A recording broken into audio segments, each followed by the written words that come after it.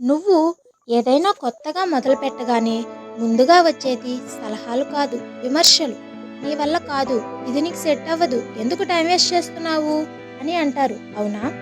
కానీ ఒకటి ఆలోచించు, నీకు కష్టం వస్తే వాళ్ళు వచ్చి తీరుస్తారా? నీ ఇంట్లో ఆకలి వేస్తే వాళ్ళు వచ్చి అన్నం పెడతారా? లేదు కదా. మరి నీ లైఫ్ డెసిషన్స్ వాళ్ళు తీసుకుంటే నువ్వెందుకు ఒప్పుకుంటున్నావు? నీ కళ నీది, దాన్ని నిజం చేయాల్సింది నువ్వు మాత్రమే. 100 మాటలు అనేవాడు ₹1 సాయం చేయడు. వాళ్ళ మాటలు విని ఆగిపోతే చివరికి ఓడిపోయేది నువ్వు, వాళ్ళు కాదు. ఎవరేమనుకుంటే నీకెందుకు? నీ సత్తా ఏంటో నీ పనితో చూపించు, గెలిచి చూపించు.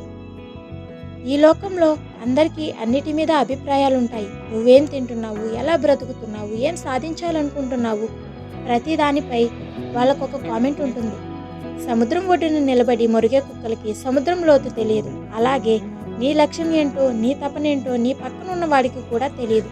వాళ్ళు వాళ్ళ పరిధిలో మాట్లాడతారు, నువ్వు నీ పరిధిని దాటి ఆలోచించు. మౌనంగా నీ పని నువ్వు చేసుకుంటూ వెళ్ళు. వాళ్ళ విమర్శలకి నువ్వు సమాధానం చెప్పకు. నీ సక్సెస్తోనే సమాధానం చెప్పించు.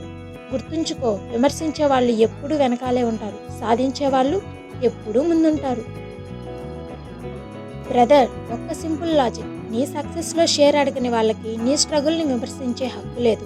నువ్వు రోడ్డు మీద పడితే నవ్వే వాళ్ళే ఎక్కువ ఉంటారు, నువ్వు శిఖరం మీద నిలబడితే మెచ్చుకునే వాళ్ళే ఎక్కువ ఉంటారు. నువ్వు ఎక్కడుండాలో నువ్వే డిసైడ్ చేసుకో.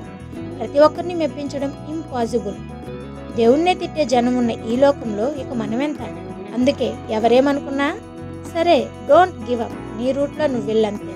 నీ గోల్ రీచ్ అయ్యాక అదే జనం, మాకు ముందే తెలుసురా, నువ్వేదో ఒకటి సాధిస్తావని అంటారు. అది ఈ లోకం తీరు. So just focus on your goals, others. Thank you so much for watching my video.